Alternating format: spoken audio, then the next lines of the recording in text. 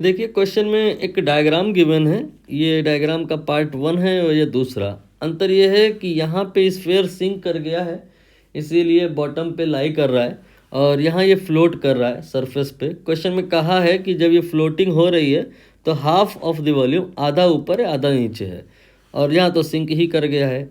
ये एक में सिंक और एक में फ्लोट इसलिए हुआ है कि दोनों में लिक्विड एक जैसा ही नहीं है।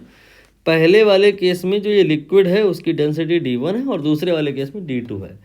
एक्चुअली सिंकिंग तब होती है जब मटेरियल की डेंसिटी ज़्यादा हो।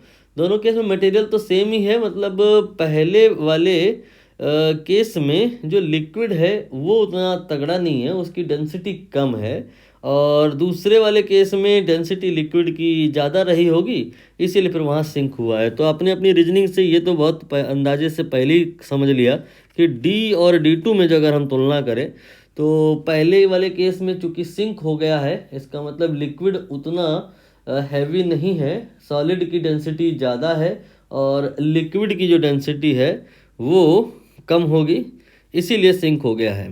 तो D यहाँ पर आपको समझ में आया होगा, कम ज़्यादा।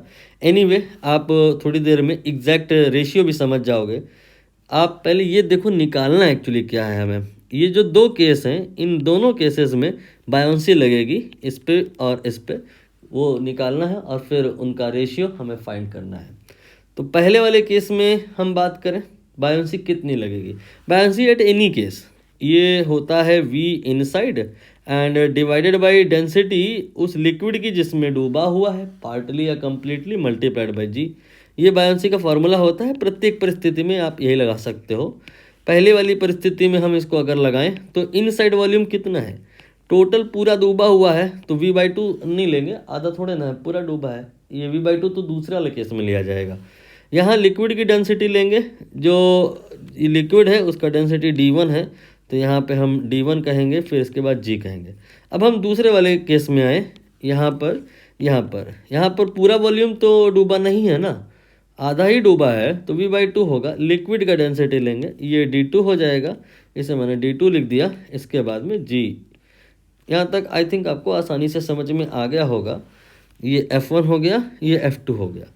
हमें इनका रेशियो निकालना है, ठीक है।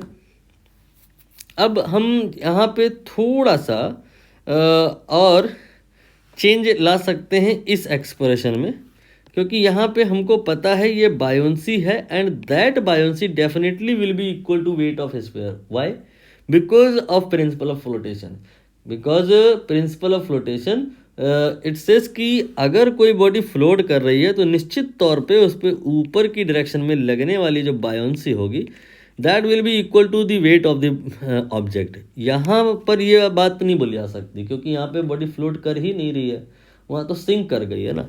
यहाँ पे एक्चुअली बॉडी वेट काफ़ी ज़्यादा रहा होगा, बॉडी वेट ज़्यादा रहा होगा compare to force of buoyancy, तभी नेट फोर्स डाउनवर्ड बना और बॉडी सिंक कर गई। ये वाली बात इधर नहीं बोला जा सकता, बट इधर बोला जा सकता है। इसीलिए आप इस कहानी को एक स्टेप और आगे ले जा सकते हो, इसको आप बॉडी वेट के बराबर कर सकते हो। तो बॉडी वेट कैसे निकलेगा, ये होता है mg। m क्या है, मास। मास किसका, बॉडी का। तो वॉल्यूम इंटू डेंसिटी, ये मास होता है तो वॉल्यूम किसका, बॉडी का। डेंसिटी किसका, बॉडी का। तो volume v and density body का d इंटू जी। अब आप यहाँ पे क्वेश्चन में जो निकालना है उसको एक बार फोकस करो, F1/F2। तो F1/F2 अगर हम करें, दोनों को डिवाइड करें, तो ये एक्सप्रेशन F1 के प्लेस पर मैंने यूज़ किया एंड F2 के प्लेस पर मैंने ये एक्सप्रेशन यूज़ किया, तो ये आ गया V/2 then D2 then G। तो यहाँ से सरल करने पे आएगा 2D1/D2। क्या किसी ऑप्शन में है ऐसा 2D1/D2? आई डोंट थिंक कि किसी भी ऑप्शन में ऐसा कुछ है, इसलिए ये तो आपका सही नहीं है। अब आप यहाँ पे अगर इसको यूज़ कर लो,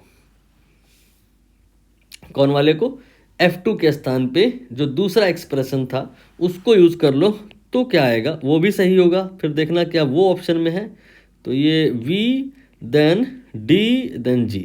तो यहाँ पर ये V ही है, ये V से V कैंसिल हो जाएगा, D1/D आ जाएगा। क्या ये किसी ऑप्शन में है? सी ऑप्शन में आई थिंक यही तो है, d1/d।